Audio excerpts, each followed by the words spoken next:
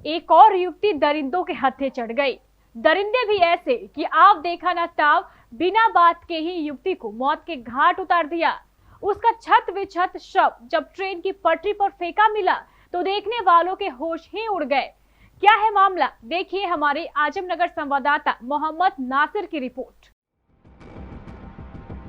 लड़कियों को पराया धन कहा जाता है, वो इसलिए क्योंकि बेटियों को एक दिन बाबुल के गली छोड़कर दूसरों के घर जाना ही पड़ता है।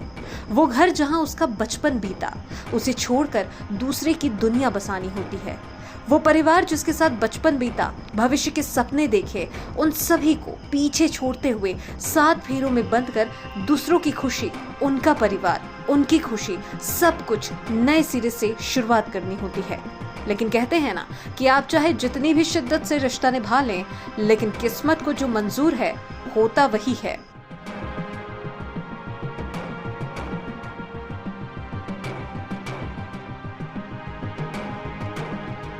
दरअसल मामला खुरियाल पंचायत के धूमनगर स्थित वार्ड क्रमांक 2 का है, जहां मोहम्मद सेकरुद्दीन ने 3 साल पहले अपनी बेटी की शादी हरिश्चंद्रपुर थाना क्षेत्र अंतर्गत चांदपुर के रहने वाले इमाजुल हक के सुपुर्द ओबेदुल्ला से कराया था।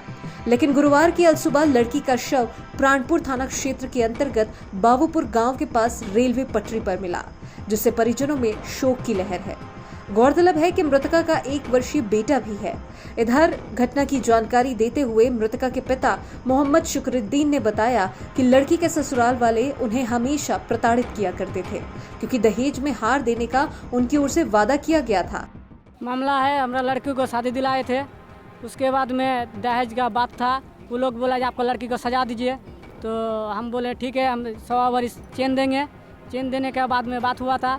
चेन दे पाए कि नहीं दे पाए? चेन अभी नहीं दिए हैं, तो वो लोग बोला था हमको 6 महीना बाद दीजिएगा। 6 महीने का बाद में तब हम थोड़ा तकलीफ हो गया था, हम देने नहीं पाए। तो बीच में पैसा हुआ था मेरे पास, तो मेरा दामाद बोला हम ज़मीन लेंगे, हमको पैसा दीजिए कुछ।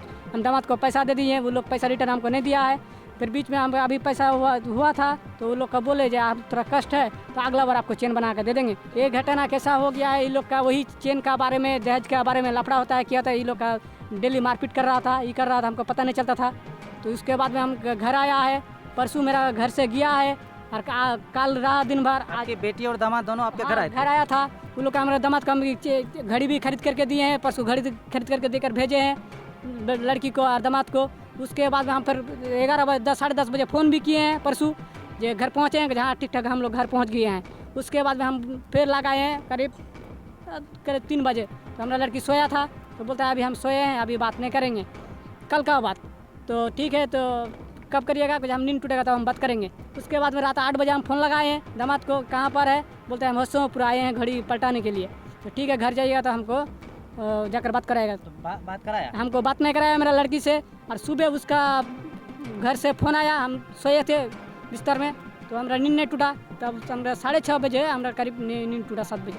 तो हम फ़ोन हाथ में लिए, तो देखते हैं 3 मिस कॉल है। हम ये उसका पहले मेरा वहाँ का एक नाना है, उसका घर में उसका लड़का का मोबाइल से बात किया, तो वहाँ लगाए हैं, तो वहाँ व्यस्त बताया। फिर उसका बहन का हम लगाए हैं फ़ोन, तो खाला मौसी कैसा बात है, तो बोलिए।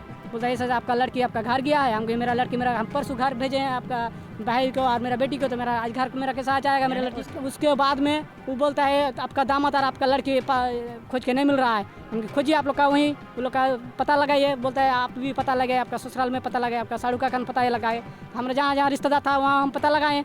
पता लगाने के बाद बोलते हैं नहीं हमारा घर नहीं आया है। उसके बाद में पता लगाते फिर 1 घंटा बाद हमको फ़ोन आता है, तो उसका बहन बोलता है जब आपका ससुर को और आपका लड़का को भेजो दिल्लीदानगंज में आपका लड़की है। तो वो लोग तो हमको पूरा डिटेल नहीं बताता है, जब आपका लड़की ख़त्म हो गया कि जीवित है, वो लोग नहीं बताता है। यहाँ से हम लड़का जब भेजे हैं।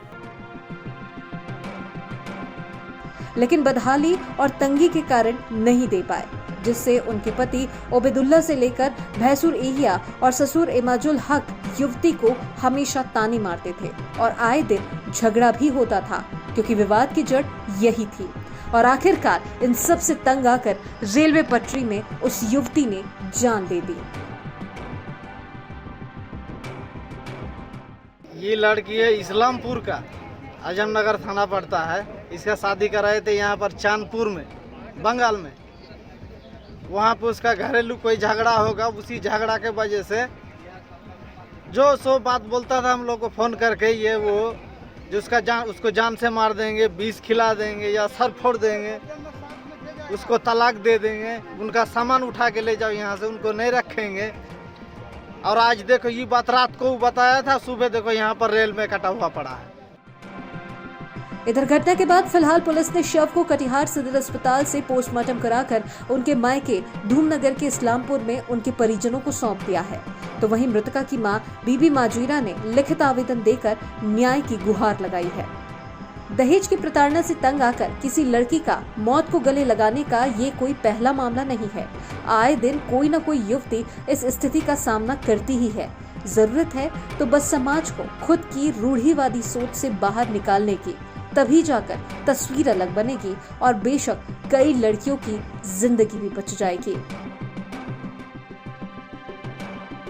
मामला हम लोग को इतना ही पता चला, जब सुबह हम लोग चाय पीने के लिए दुकान गए तो यहाँ से खबर आता है कि वो लड़की मतलब वहाँ पड़ा है दिल्ली दवानगंज में।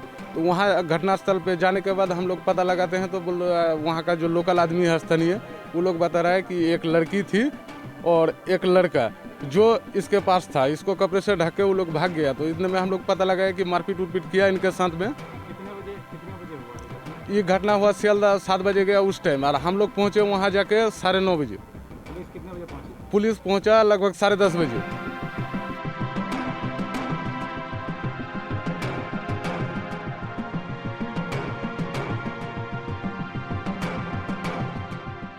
केबीसी न्यूज के लिए आजमनगर से नासिर आलम की रिपोर्ट।